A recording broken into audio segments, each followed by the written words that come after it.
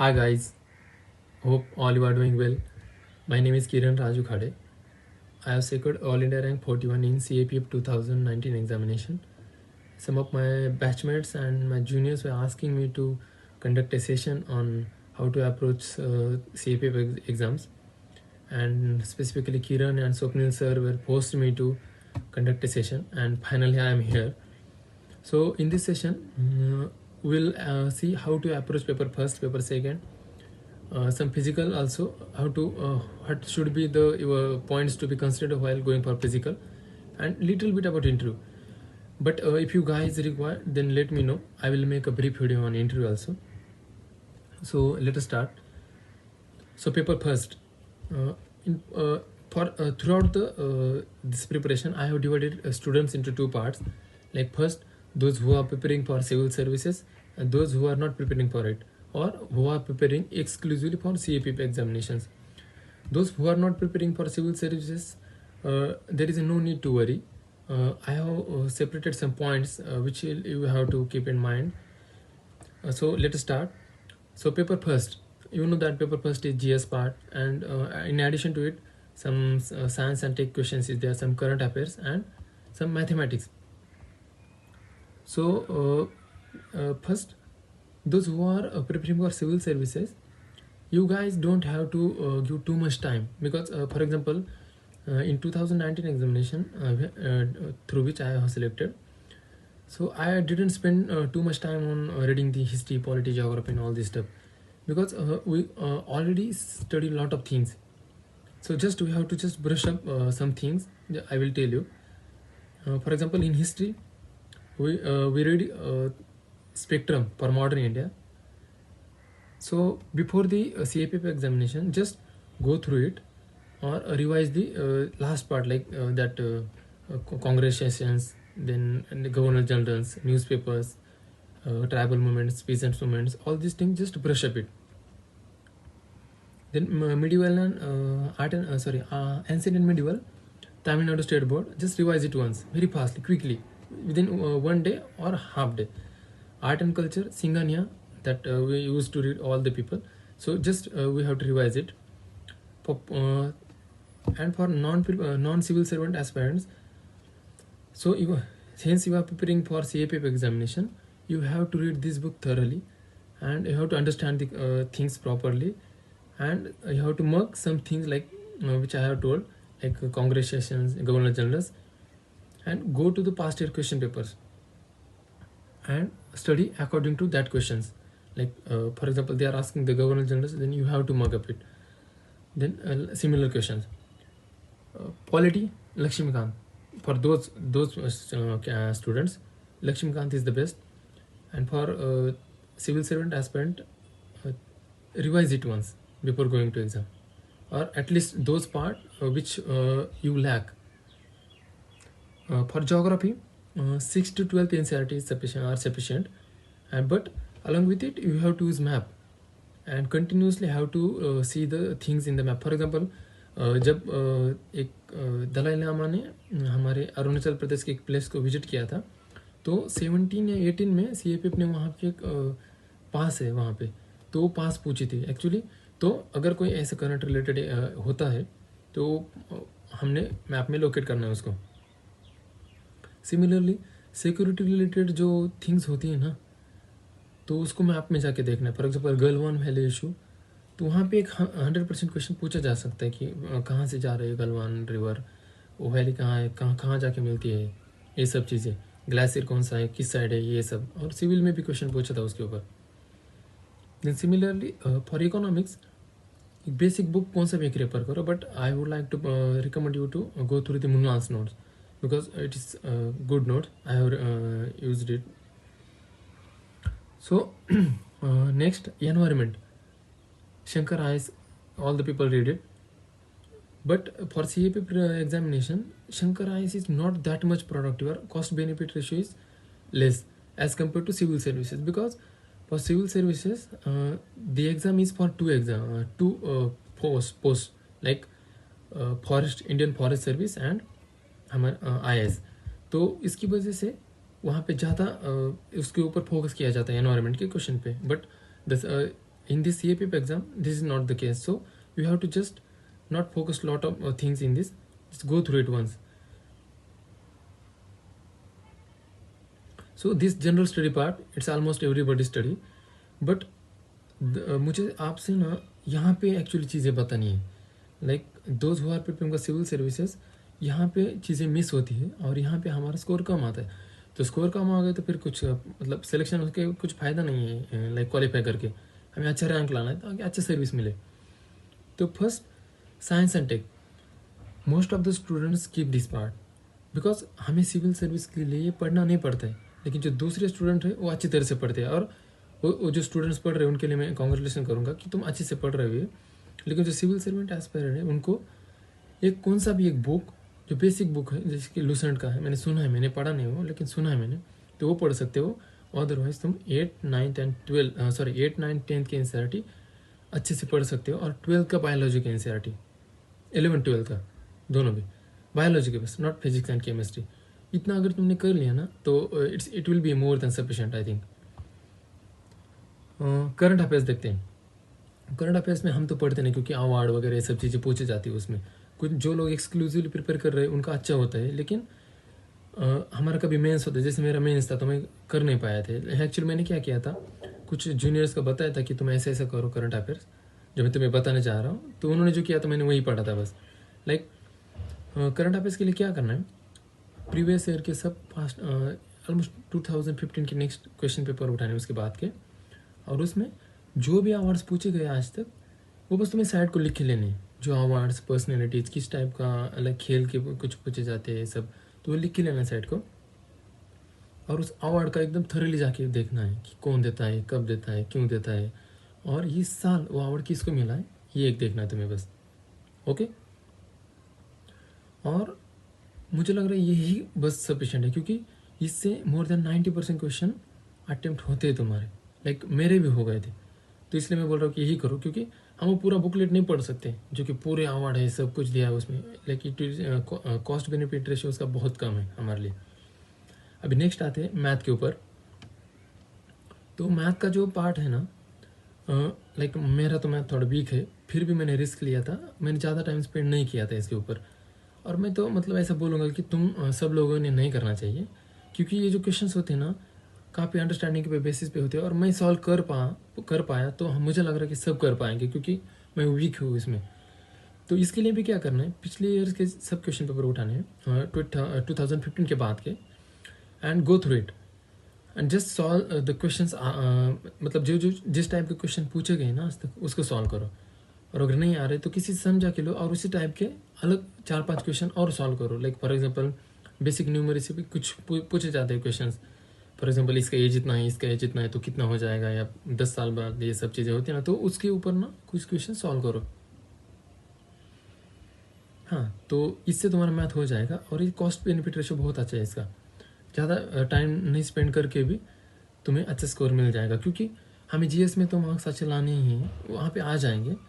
और ये जो मैं बता रहा हूँ साइंस एंड टेक, करंट और मैथ, उसके ऊपर ज़्यादा टाइम स्पेंड नहीं करते हुए भी हम अच्छा स्कोर कर सकते हैं. मैंने किया है 2 बार, 18 में भी और 19 में भी, और 20 में भी किया है मैंने. 20 में भी अच्छे खासे मेरा स्कोर आया था.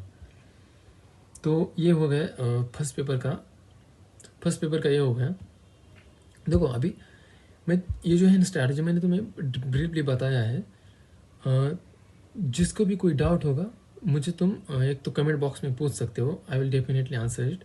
अदरवाइज तुम मुझे फेसबुक पे और इंस्टाग्राम पे पूछ सकते हो. मेरा फेसबुक का आईडी है किरण तुलसा राजू खाड़े नाम से है, और मेरा इंस्टाग्राम आईडी किरण खाड़े 12 ऐसा है. तो उसके ऊपर तुम मुझे क्वेश्चन पूछ सकते हो, या कुछ भी CAPF रिलेटेड डाउट पूछ सकते हो. I will definitely answer it within some period of time. So हम सेकेंड पेपर पे चलते हैं, क्योंकि ब्रीफली बताना है बस. सेकेंड पेपर पे आते हैं. सेकेंड पेपर का सबसे इम्पोर्टेंट पार्ट है वहाँ पे जाके टाइम मैनेजमेंट करना. अभी उसके लिए क्या चीज़ है, एग्ज़ाम को जाने से पहले तुम्हें एटलीस्ट 3 to 4 क्वेश्चन पेपर मतलब मॉक देने हैं पेपर सेकंड के. क्यों? क्योंकि those who are preparing for civil services and those who are not preparing, क्योंकि हमें इसका टाइम मैनेजमेंट नहीं आता है. फॉर एग्जांपल ऐसे यहाँ पे 4 लिखने होते हैं, हम यहाँ पे एक 2 ही ऐसे लिखते हैं 1200 वर्ड्स के, लेकिन वहाँ पे 4 ऐसे लिखने होते हैं कम वर्ड्स में. तो उसके लिए टाइम नहीं, मतलब हम मैनेज नहीं कर पाते, इसलिए 3 to 4 मॉक दे दो, कहीं के भी मार्केट से उठा लो मॉक और दे सकते हो। एमएससी सीएपीएफ हब के भी दे सकते हो, कोई इशू नहीं।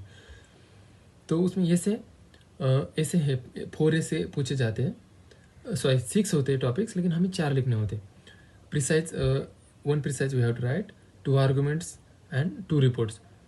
और I would like to tell that our sequence of writing should be fixed. Like मेरा सीक्वेंस ये था, पहले मैं मतलब लिखते टाइम पहले मैं प्रिसाइज लिखता था, क्योंकि हमें वहाँ पे थॉट देना होता है, अच्छे से पढ़ना होता है, उसके ऊपर अच्छे से एक ये बनाना पड़ता है, एक स्ट्रक्चर, और फिर उसके बाद हम लिख सकते हैं। तो उसको ज़्यादा टाइम लगता है, और अगर लास्ट में लिखा तो हम इसके ऊपर अच्छी तरह से प्रेशर में माइंड नहीं दे सकते। तो यहीं पे जाते जाते प्रिसाइज लिखता था मैं, मतलब मैं लिखा था। उसके बाद मैंने आर्गूमेंट्स लिखे थे, क्योंकि फास्ट में मतलब पॉजिटिव नेगेटिव लिखने होते हैं और एक कंक्लूजन देना होता है। तो ये आर्गूमेंट लिखना है, और फिर उसके बाद रिपोर्ट्स लिखने हैं। मैंने लिखे थे रिपोर्ट्स, तुम ये कर सकते हो, काफ़ी अच्छा वे है।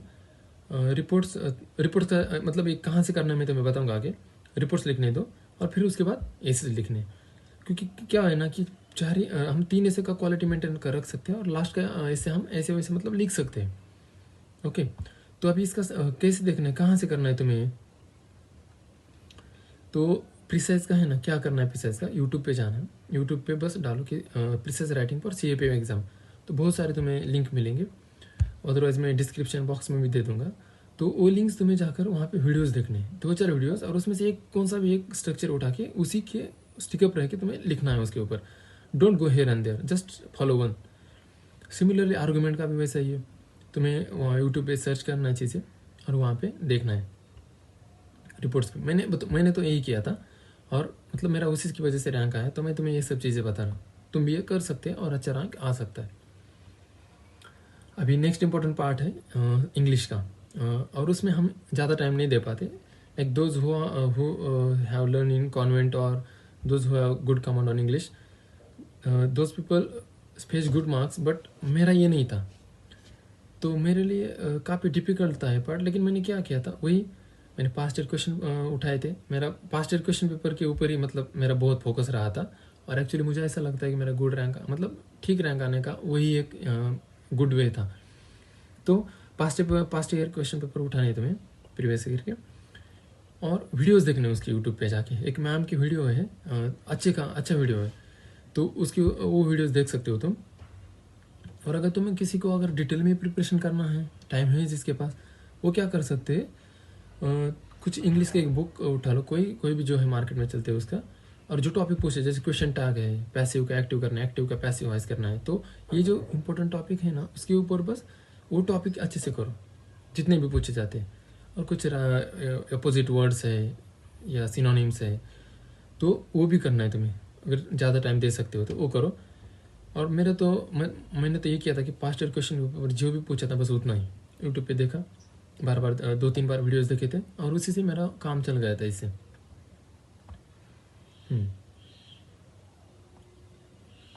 अभी चलो अभी फिजिकल के ऊपर जाते हैं। कुछ डाउट हो तो मुझे कमेंट बॉक्स में पूछना, इसके रिलेटेड मैं आंसर कर दूंगा वहाँ पे। फिजिकल का क्या है, अभी तुम अपने खुद को ना एक स्पेसिफिक कैटेगरी में डालो। लाइक मैं हूँ, मुझे कोई फिजिकल का इतना इशू नहीं, मैं अभी ऐसे भी चाहता हूँ। अभी मेरा 2020 में भी सिलेक्शन हुआ था, तो मैं एक दिन में कर सकता हूँ, ये गया तो सीधा कर सकता हूँ सब चारों के चारों इवेंट। तो तुम्हें कैटेगरी में कौन से हो तुम, जैसे कि कुछ लोगों को, मैं हो गया, मेरे जैसे लोग हैं, उनको ज़्यादा प्रैक्टिस करने की जरूरत नहीं, लेकिन फिर भी तुम्हें 10-15 दिन प्रैक्टिस करनी है और इंजूर नहीं होना है। इससे पहले मैं एक चीज़ बताना चाहूँगा तुम्हें, जस्ट तुम्हें खुद को पता होना चाहिए कि कोई स्ट्रक्चरल इशू तो नहीं ना तुम में। स्ट्रक्चरल इशू मतलब फॉर एग्जांपल नॉक नहीं होता है किसी को, नॉक नहीं, तो हम उसको दुरुस्त मतलब कर सकते हैं उसको, लाइक बीच में तकिया रख के कर सकते हैं कोई, अगर ज़्यादा नहीं है तो नॉक नहीं है ना, कलर ब्लाइंडनेस नहीं है ना, ये तुम्हें पता होना चाहिए। अगर ये है तो मुझे लगता है कि वहाँ से तुम आउट हो जाओगे, वहाँ पे कोई तुम्हें एक्सक्यूज नहीं मिलने वाला है कलर ब्लाइंडनेस में स्पेसिफिकली। लेकिन फिर भी एग्ज़ाम देना है तुम्हें, फिजिकल को अपेयर होना ही है, क्योंकि बाद में पता नहीं अगर ऐसा कुछ रूल आ जाए तो चेंज हो सकता है, तो एग्ज़ाम देना है तुम्हें। लेकिन मैं बस बता रहा हूँ कि तुम्हें पता होना चाहिए, वहाँ जाके पैनिक नहीं होना। तो मेरे जैसे एक बंदा हुआ, हम 3 टाइप के लोग हैं। मेरे जैसे होते हैं जो इसके प्रैक्टिस की ज़्यादा ज़रूरत नहीं, फिर भी 10-15 दिन प्रैक्टिस करनी है तुम्हें। दूसरा है जिसको वेट बढ़ाना होता है, सॉरी वेट कम करना होता है। लाइक मेरा एक फ्रेंड था, उसने 93 वेट था, तो 30 kg कम करना था उसको। लाइक 30 kg वेट कम करना कोई खाने मतलब जोक नहीं है भाई। तो अगर वैसा है तो तुम्हें अच्छी तरह से उसके ऊपर काम करना पड़ेगा, उस हिसाब से तुम्हें काम पे लगना पड़ेगा। और नहीं तो फिर तुम्हें रीमेडिकल मिलेगा। रीमेडिकल मिलेगा ना तो इधर उधर का प्रीलिम्स होता है, हमें पढ़ाई करनी होती है, बहुत झंझट होती है दिमाग को। तो रीमेडिकल मत ले लो, पहले ही गो में अच्छे से तुम उसको प्रिपेयर करो और तुम्हारा वेट कम करो। सॉरी। और कुछ लोग होते लेजी होते, लाइक उनका वेट कम नहीं होता है लेकिन वो लॉन्ग जंप नहीं कर पाते, दौड़ नहीं पाते, उनका स्टैमिना नहीं होता है। तो उनके लिए प्रैक्टिस बहुत इंपॉर्टेंट है, प्रैक्टिस करनी है अच्छे से। ओके, अभी एग्ज़ाम पे टाइम पे है ना, फिजिकल के एग्ज़ाम के टाइम पे ज़्यादा ना मतलब एक्साइट नहीं होना है। लाइक जो हम शॉर्ट पुट डालते हैं ना, मेरा एक फ्रेंड था, तो वो बोले क्योंकि एक ही चांस होता है, तो वो बोले हाँ आ जाओ कोई। तो उन्होंने अच्छी तरह से रूल भी बताए थे कि यहाँ नहीं जाना है, वहाँ नहीं जाना, एक तरह से राउंड होता है, उससे ढाल के ना इस साइड को जाना होता है, आगे नहीं, साइड को नहीं, इधर भी नहीं जाना होता है। तो उन्होंने क्या किया, सब अच्छी तरह से बताया और बोला आ जाओ कोई भी वॉलंटियर, शुरू करते। और गया वो सीधा डाल दिया, सीधा आगे डिस्क्वालीफाई। हम सब ने रिक्वेस्ट की बहुत, लेकिन उनको नहीं लिया अंदर वो बंदे को। वो बहुत बुरा लगा कि बता मतलब अभी बताया था और अभी उसने गलती की इतनी बड़ी। उसके लाइफ का मतलब इतना बड़ा डिसीजन बस एक छोटी सी इतनी सी सिली मिस्टेक से हो गया। तो ये नहीं करना बिल्कुल भी, रिग्रेट हो जाएगा फिर बाद में। तो वो ध्यान देना है। और दौड़ते टाइम पे भी थोड़ा ठीक से, लाइक मेरा एक एग्जांपल बताता हूँ। मैं थोड़ा एक्साइट हो गया था 100 मीटर के लिए, तो मुझे पता था मैं बहुत फास्ट रन करूँगा। तो सामने एक वॉल थी, मैं इतना फास्ट से दौड़ गया ना, तो सामने जाके सीधा वॉल पे गया था मैं। तो मेरे पैर मारा था ऐसा, अगर पैर मुड़ जाता ना तो मेरा मतलब परमानेंटली मेरा बेंड हो जाता पैर, मतलब लाइक फ्रैक्चर। तो ऐसा मतलब एक्साइट नहीं होना है, तो थोड़ा ठीक से करना है वहाँ पे, क्योंकि एक बार तुम अगर वहाँ पे फ्रैक्चर हो गया ना तो रीमेडिकल भी दिया तो नहीं होने वाला है तुम्हारा ठीक से। तो जस्ट थोड़ा अच्छे से उसको ध्यान में रखना है। तो हाँ, यही बस पेपर सेकंड। और इंटरव्यू के लिए ना डैप अच्छे से प्रिपेयर करो, डैप में हर चीज़ अच्छे से भरना है, तुम्हारा जो भी बैकग्राउंड है। और ज़्यादा ओवरफ्लो मत मतलब ज़्यादा मत भरो कुछ भी, तुम्हारा जो एक्स्ट्रा करिकुलर एक्टिविटीज़ है, क्योंकि उसके ऊपर तुम्हें प्रिपेयर करने के लिए बहुत टाइम लगेगा। उसके ऊपर मैं एक इंटरव्यू के लिए या पर्सनैलिटी टेस्ट के लिए मैं तुम्हें अच्छे से एक ब्रीफ वीडियो बनाऊंगा उसके लिए, बस मुझे कमेंट बॉक्स में बताना अगर तुम्हें चाहिए तो। अभी ओवरऑल क्या है, पास्ट ईयर क्वेश्चन पेपर्स तुम्हारे सब कुछ है CPP एग्जाम के लिए, बहुत स्पेसिफिकली सिविल सर्वेंट एस्पिरेंट के लिए ना, ये अच्छा मतलब रैंक लाने के लिए पास्ट ईयर क्वेश्चन पेपर बहुत ही इंपॉर्टेंट है। अगर तुम past year paper question paper नहीं किया ना, तुम कितने भी अच्छा पढ़े हो कुछ फ़ायदा नहीं होने वाला है, क्योंकि कुछ ऐसे एक्सक्लूसिव टॉपिक है जो हमें बस प्रीवियस ईयर क्वेश्चन पेपर से ही मिल सकते हैं, और उसके ऊपर हम कम टाइम देकर ज़्यादा स्कोर कर सकते हैं। अभी एग्ज़ाम डे पे भी तुम्हें वो सब चीज़ें तो मतलब सबको पता होती है कि लाइक थोड़ा काम रहना है, ये वो सब चीज़ों को लिस्ट बना के जाना है, वो सब मैं नहीं बताऊँगा उसको। हाँ, लेकिन क्वेश्चन पेपर के बारे में बताना चाहूँगा मैं कि पेपर फर्स्ट में ना तुम्हें 110 के आगे ही तुम्हें सॉल्व करने हैं। क्यों? क्योंकि देखो तुमने 100 सॉल्व किया ना तो स्कोर कम आ जाता है पेपर फर्स्ट का, और तुम क्वालिफाई हो गए ना तो तुम्हारा बिना मतलब का टाइम जाता है। लाइक उसमें बस एक पॉजिटिव, लाइक फॉर एग्जांपल तुमने अगर क्वालिफाई कर लिया तो तुम फिजिकल करोगे, उसमें टाइम चला जाएगा, इंटरव्यू के लिए प्रिपरेशन करना पड़ेगा, तो इंटरव्यू दे दोगे और तुम्हारा रैंक अच्छा नहीं आया, सिलेक्शन नहीं हो गया, रैंक बहुत कम आएगा। अगर रैंक कम आ गया तो तुम अच्छी सर्विस नहीं मिलेगी, so it will be waste, because next attempt you can't give, there is a rule that you can not give next attempt if you are selected in previous attempt. Okay, तो ये हो जाएगा। लेकिन इसका एक फ़ायदा ये है, अगर तुम इंटरव्यू देकर क्वालिफाई नहीं हुए, तो जैसे मेरा 18 में हुआ था, मैंने इंटरव्यू दिया था लेकिन क्वालिफाई नहीं हुआ था, उसका एक एक्सपीरियंस आता है तुम्हें इंटरव्यू का, UPSC का। तो अटेम्प्ट ज़्यादा करना, 110+, मुझे ऐसा लगता है पर्सनली, तो मैंने किया था ऐसा।